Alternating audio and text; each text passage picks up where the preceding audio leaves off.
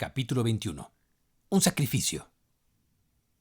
Iré personalmente a hablar con cada uno de los arrendatarios, señor, y reuniré a todos los que pueda para el trabajo.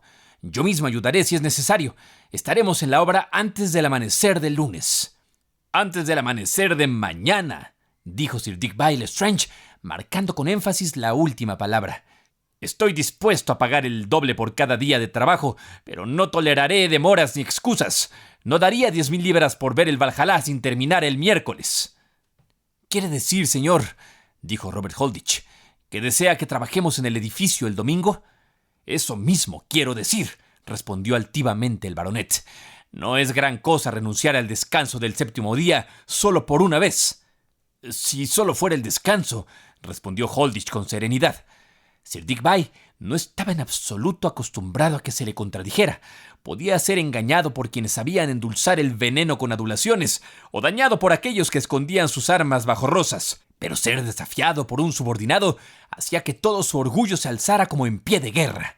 «Ha escuchado mi voluntad y eso basta», dijo en tono elevado, que alcanzó otros oídos, además de los de Holditch. «¿Qué le impide a usted o a cualquier otro cumplir mi deseo por una sola vez en ese día que, por lo general, les permito guardar a su manera?» «El mandamiento de Dios», respondió Robert Holditch. «Respóndame esto», exclamó el baronet, apenas conteniendo la ira que comenzaba a inflamar su orgulloso corazón. «Si mi castillo o tu propia cabaña se incendiaran un domingo, ¿no trabajarías para apagar las llamas?» «Sin duda lo haría, señor. Sería una obra de necesidad», respondió el mayordomo con firmeza. «Y hacer mi voluntad es una obra de necesidad para cualquiera que quiera continuar en mi servicio», dijo el baronet con los ojos encendidos de cólera. Holditch no respondió. «Debo entender», continuó Sir Digby, cuyos impulsos como un torrente impetuoso solían arrasar todo a su paso, pero ahora se agitaban y enfurecían alrededor del obstáculo que le oponía la firmeza de un solo hombre. «¿Debo entender que se atreve a desobedecer la orden de su patrón?» Holditch estaba muy pálido, pero sus ojos no se desviaron ni su voz vaciló. «No podría servirle con fidelidad, señor, si fuera falso con un amo más alto». «¡Fuera con su fanatismo puritano!», exclamó el baronet en un arranque de furia. «Ha hecho su elección y deberá afrontar las consecuencias. Cuando finalice su mes de servicio, no tendré más necesidad de usted. Buscaré un mayordomo que no solo sepa servir, sino también obedecer». Y dando media vuelta, el baronet se alejó con largas y rápidas zancadas rumbo al Valhalla. Holditch permaneció inmóvil durante algunos segundos, asimilando el hecho de que ahora, en efecto, era un hombre arruinado. Luego, lentamente llevó la mano a sus sienes y las presionó, como intentando aplacar el dolor que, casi por primera vez en su vida, le hacía sentir que incluso el cuerpo más fuerte puede sucumbir ante la angustia del alma. El futuro, con todas sus pruebas, se alzó ante los ojos del mayordomo y no desvió la mirada. En pocas semanas tendría que abandonar su hogar, pero no podría dejar los alrededores de Axe hasta que el juicio de su hijo, esa nube más negra que todas, descargara su peso de miseria sobre ellos. ¿Cómo podría sostener a su familia durante lo que quizá sería un largo periodo de incertidumbre? ¿Cómo conseguiría la asistencia legal para su hijo, sin la cual la condena parecía inevitable? El señor Eardley, siendo casi un desconocido, ya había hecho todo lo que podía, más de lo que se habría esperado.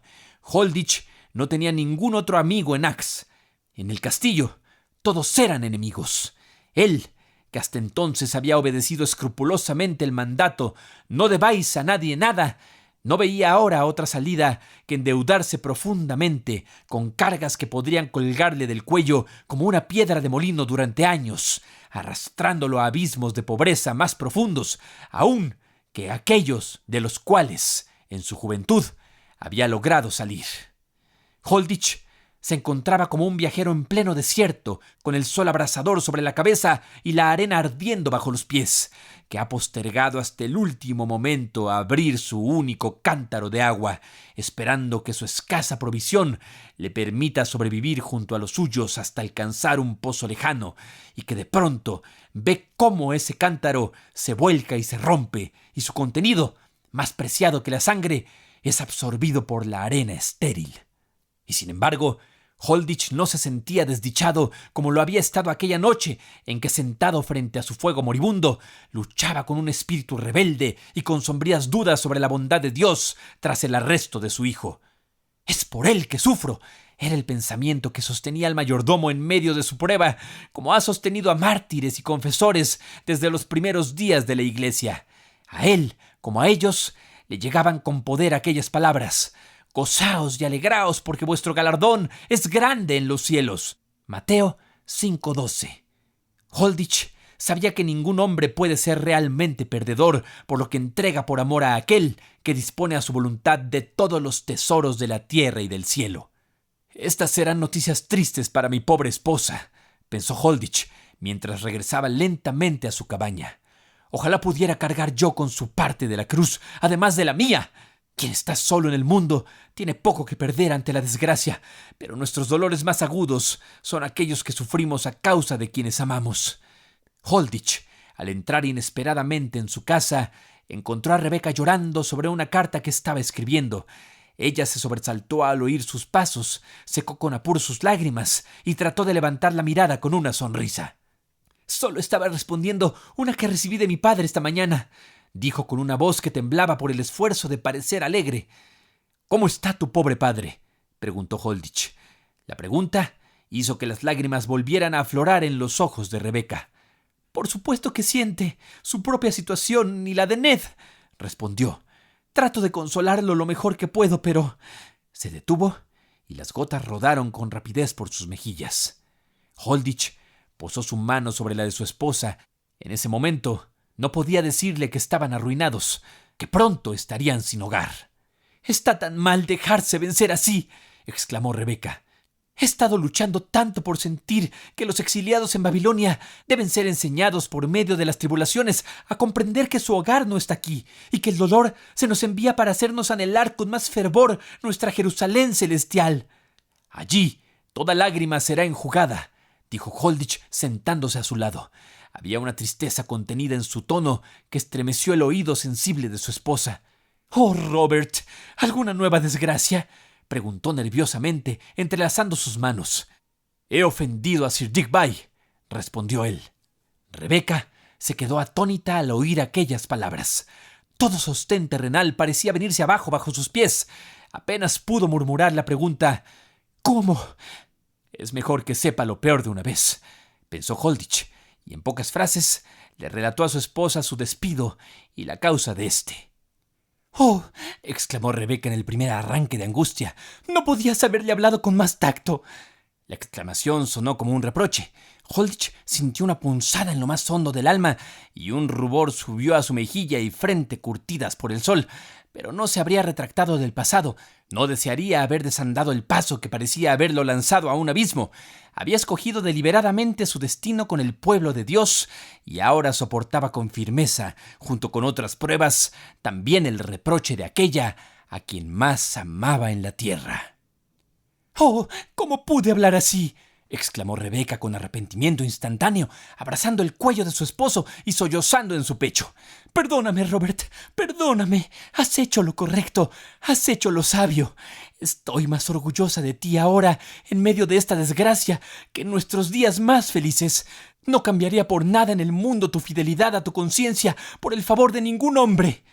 La tempestad que amenaza con apagar una chispa vacilante puede ser justo la que la avive hasta volverla llama brillante.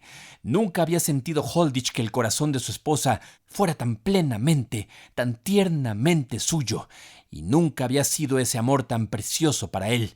En ese instante de pena mezclada con dulzura, Robert y Rebecca eran verdaderamente uno en el sentir, en la tribulación, uno en Cristo.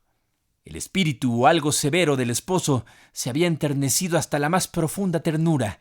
La naturaleza más frágil de la esposa se había elevado a una resistencia noble. Afrontarían la adversidad de la mano, firmes en su fe en Dios y felices, sí, felices en la certeza de su amor.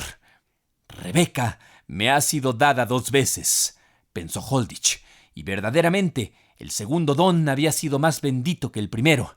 Ya no sería su espíritu como ese arroyo que, aunque atraviesa praderas verdes, se irrita con cada piedra y por su misma superficialidad murmura y se inquieta a cada paso. La adversidad había ahondado el cauce, más puro, más sereno, más claro, fluía ahora.